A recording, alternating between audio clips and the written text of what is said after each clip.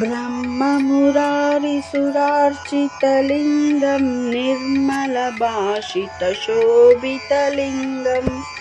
जन्मजदुःखविनाशकलिङ्गं तत्प्रणमामि सदा शिवलिङ्गम्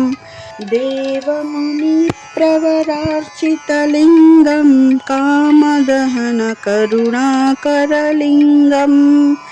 रावणदर्पविनाशकलिङ्गं तत्प्रणमामि सदा शिवलिङ्गम् सर्वसुगन्धसुलेपितलिङ्गं बुद्धिविवर्धनकारणलिङ्गम् सिद्धसुरासुरवन्दितलिङ्गं तत्प्रणमामि सदा शिवलिङ्गम् कनकमहामणिभूषितलिङ्गं फणिपतिवेष्टितशोभितलिङ्गं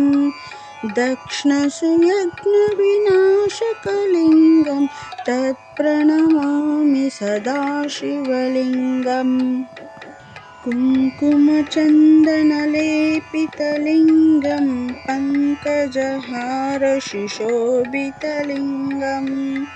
सञ्चितपापविनाशकलिङ्गं तत्प्रणमामि सदा शिवलिङ्गम्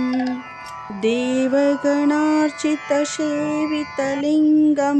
भाव्यैर्भक्तिभिरेव च लिङ्गम् दिनकरकोटिप्रभाकरलिङ्गं तत्प्रणमामि सदा शिवलिङ्गम् अष्टदलोपरिवेष्टितलिङ्गं सर्वसमुद्भवकारणलिङ्गम् अष्टदरिद्रविनाशकलिङ्गं तत्प्रणमामि सदा शिवलिङ्गम् सुरगुरुसुरवरपूजितलिङ्गं सुरवनपुष्पसदार्चितलिङ्गं परात्परपरमात्मिकलिङ्गं तत्प्रणमामि सदा शिवलिङ्गम् शिवलोको मवाप्नोति